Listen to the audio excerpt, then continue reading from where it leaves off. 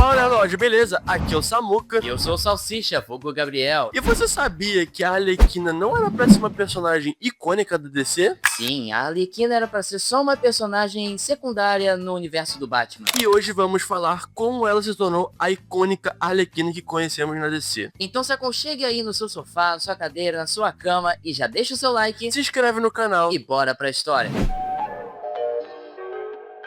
Bom, a Arlequina começou como uma personagem secundária em um desenho dos anos 90 e se tornou uma icônica personagem da cultura pop da DC. De psiquiatra promissora a vilã e depois a anti-heroína. A história da Arlequina é uma mistura de amor, loucura, abuso e caos. E hoje iremos te contar como Harley Quinzel se tornou a Arlequina que conhecemos hoje, da série animada do Batman para filmes e na TV que conhecemos hoje. E fiquem aí com a origem completa da Arlequina.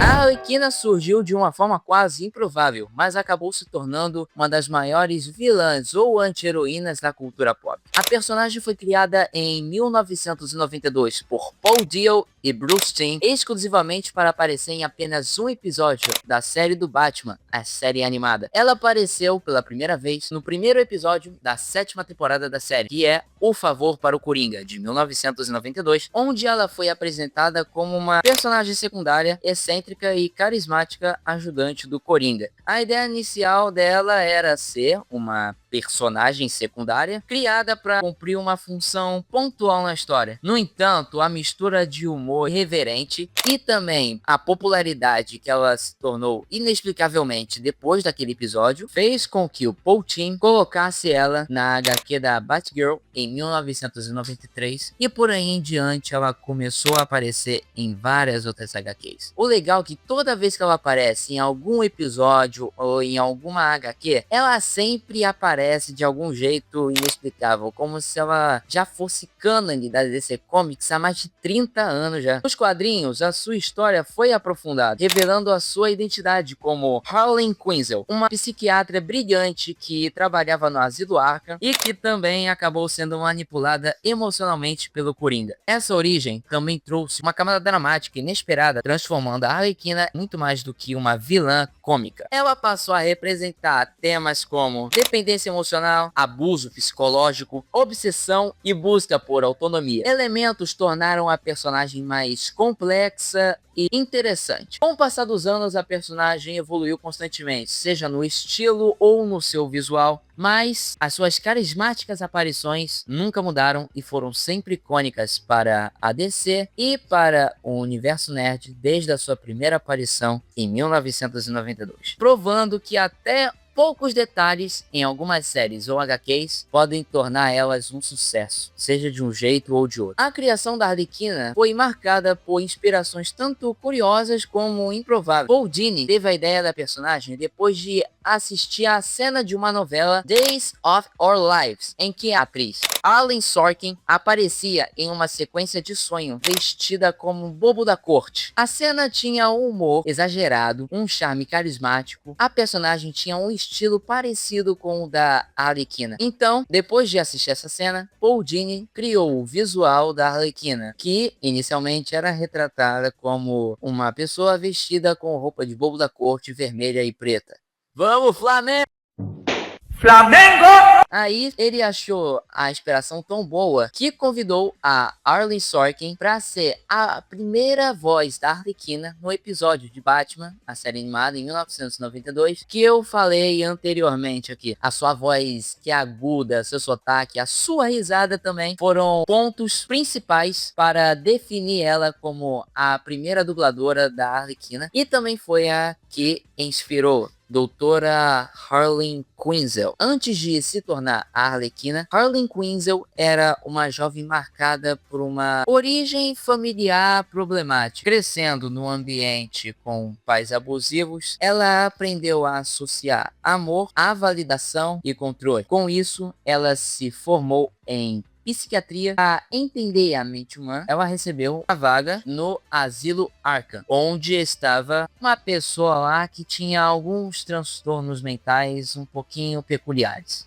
O Coringa. Quando o Coringa chega à vida de Harley Quinzel, tudo muda imediatamente. Quando ela conhece o Coringa trabalhando no Asilo Arkham, ela percebe que o Coringa é um cara muito inteligente, que consegue colocar verdades e mentiras, ponto calculado assim, para enganar a pessoa. E por conta do relacionamento com os pais abusivos da Arlequina, ela ficou com um buraco no meio do coração, esperando assim afeto e carinho. E como o Coringa é um homem muito inteligente, é também manipulador e conseguiu achar pontos fracos da Harley Quinzel. Com isso, ele fez ela meio que ir se interessando por ele de pouco em pouco. Tanto é que depois ela começou a meio que defender o Coringa em outras sessões de psiquiatria que ela tinha com o Coringa. Não o suficiente. Depois ela fugiu do Asilo Arkham junto com o Coringa. Mas parte disso vai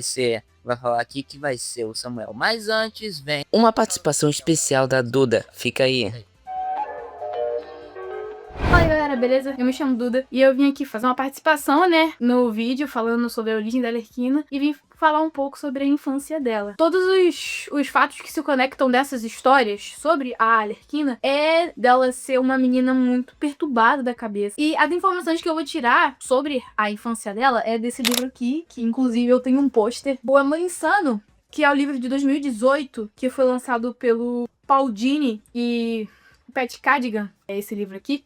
Conta tudo sobre a Arlequina, esse livro aqui, por mais que ele tenha um nome parecido com o quadrinho Mad Love, ele conta sobre tudo da Arlequina, sobre a infância em geral, que ele conta o livro todo sobre a infância, conta sobre como ela conheceu outros vilões, tipo as Sereias de Gotham, que é formada pela Harley, a Poison Ivy e a Catwoman. E é um livro bem cheio de informação. O livro conta como ela supera o Coringa, como ela entra pra essa vida de crime. O começo do livro conta como antes, né, dela ser a Arlequina que a gente conhece, ela foi uma menininha chamada Harley Quinzel. Na infância dela, ela nasceu no Brooklyn e ela tinha uma infância muito difícil, porque os pais dela tinham muitas brigas. E diferente do que no filme Aves de Rapina conta, os pais delas, por mais que eles brigassem muito, eles eram pais super amorosos com ela. Não tão amorosos, vamos dizer, não é tão forçado igual ela contou, que o pai dela trocou ela por um fardo de cerveja. E nesse livro conta uma situação específica que deixa bem claro como é a situação da família dela. Ela fala no livro que os pais dela deram pra ela 3 irmãozinhos. Com essa de ter 3 irmãozinhos, ela teve muita dificuldade em ter novamente contato com os pais, porque o pai dela começou a trabalhar em triplo e ela ajudava a mãe dela a cuidar dos irmãos e eles nunca saíam pra brincar com ela. Poxa,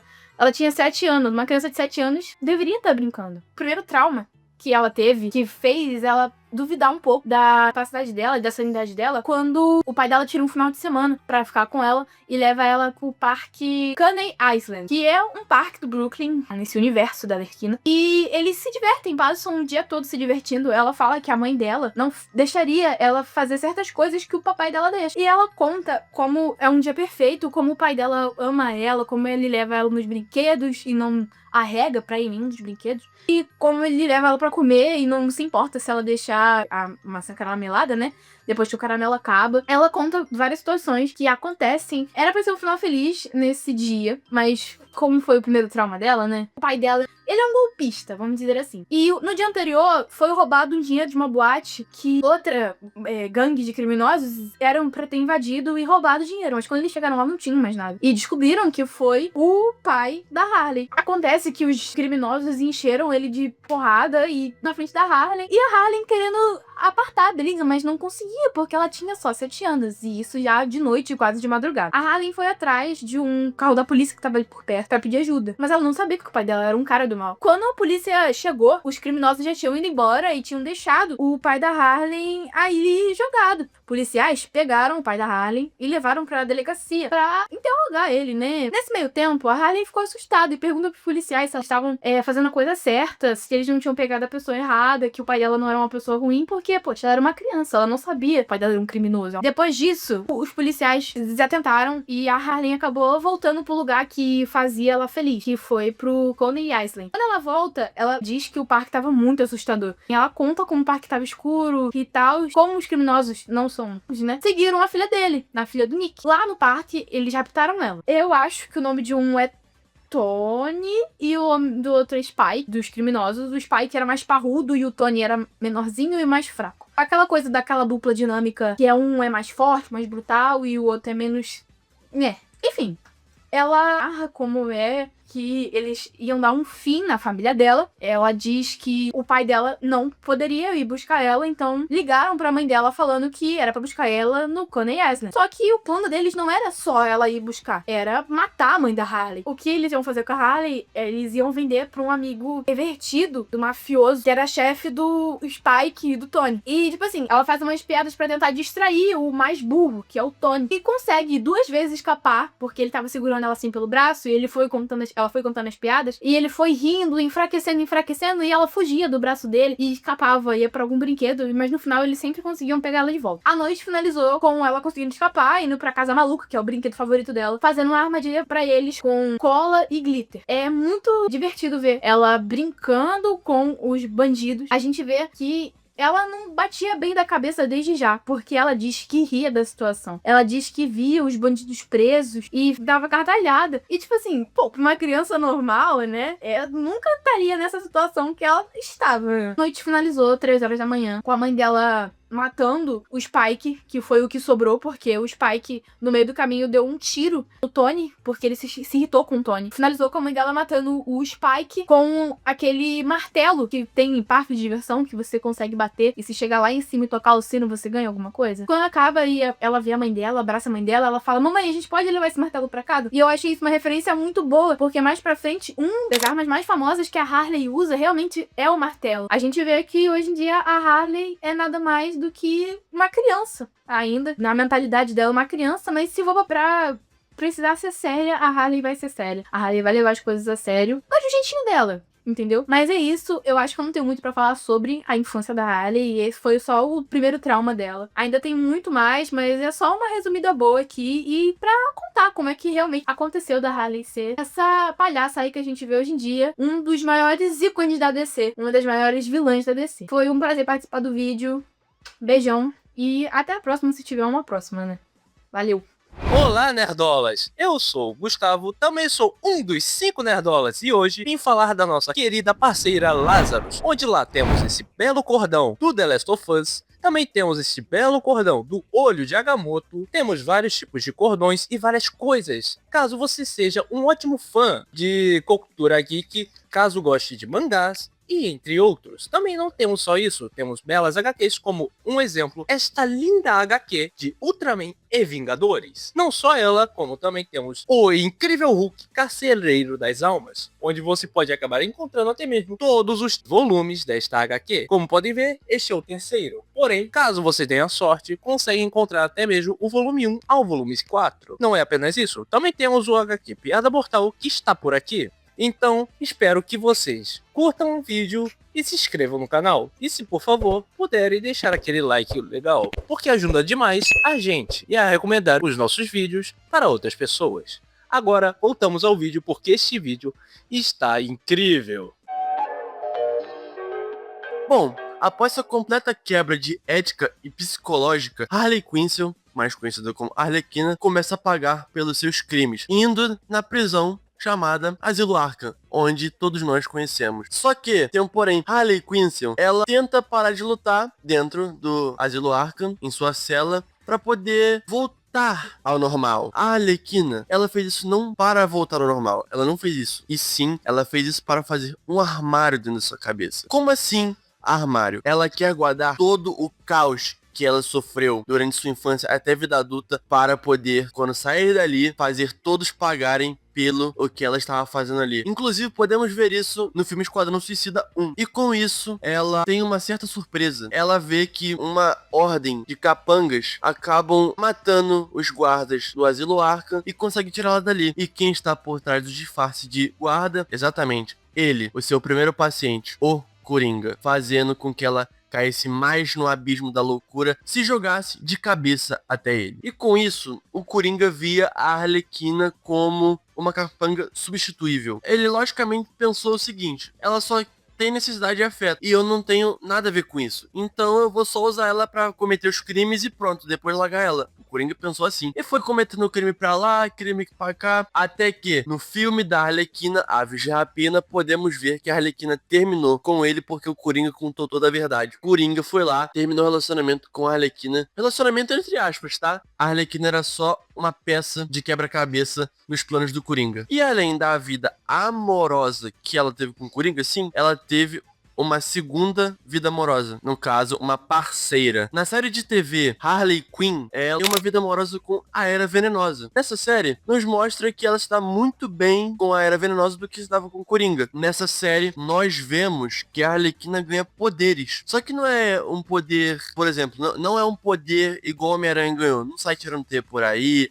tem sentido aranha e tal. Não, a Harley Quinn só ganhou os poderes para aumentar sua força. Por exemplo, esses poderes, eles aumentam a força dela, faz ela ter mais agilidade e consegue fazer com que ela fosse muito mais inteligente do que ela já é. Claro que tem os seus pontos fracos, mas esses são as 3 habilidades que ela consegue ter nesses poderes que ela ganhou. Mas lembre-se, essa série animada e os filmes dela só é aceitável para maiores de 16 anos. Nada de criança assistindo, hein? Toma cuidado. E com o passar dos anos, depois do sucesso de Aves de Rapina, a série animada Harley Quinn, as HQs dela, a Arlequina não passou a ser só mais uma coadjuvante das telas. Ela passou a ser uma figura icônica da cultura pop da DC. Uma das, por causa que o mais, né, é o Coringa e o Batman. Mas enfim, isso daí é assunto para outro vídeo. Com isso, ela foi tendo mais credibilidade na cultura pop, na cultura geek, e aparecendo mais em HQs, e inclusive tendo sua própria HQ. Sim, a Arlequina tem muitas HQs. E com isso, tendo a história e origem completa da Arlequina. Então, a Arlequina não é só a namorada do Coringa. Ela é o retrato de como uma mente brilhante pode ser destruída por manipulação, abuso e obsessão. Harley Quinzel começou a querer entender a mente criminosa, só que se aprofundou muito nela. Com o tempo, ela deixou de ser apenas uma vilã e passou a representar algo muito maior: a busca por identidade, autonomia e liberdade. Deve ser por isso que a Arlequina é tão popular hoje em dia. Então a gente quer saber sua opinião nos comentários. Diga pra gente se você vê a Arlequina como vilã, anti-heroína ou vítima. E se você curtiu o vídeo, deixe seu like, deixe aqui no comentário qual o próximo vídeo você gostaria de ver e ative o sininho para não perder mais vídeos como esse aqui. E também se inscreva no canal, porque fortalece muito a gente a divulgar o canal para outras pessoas. Valeu, falou e a gente se vê no próximo vídeo. Valeu, tchau! E não se esqueça de passar no Instagram da Lazarus Comic Shop. As informações vão estar todas aqui na descrição. Valeu, gente!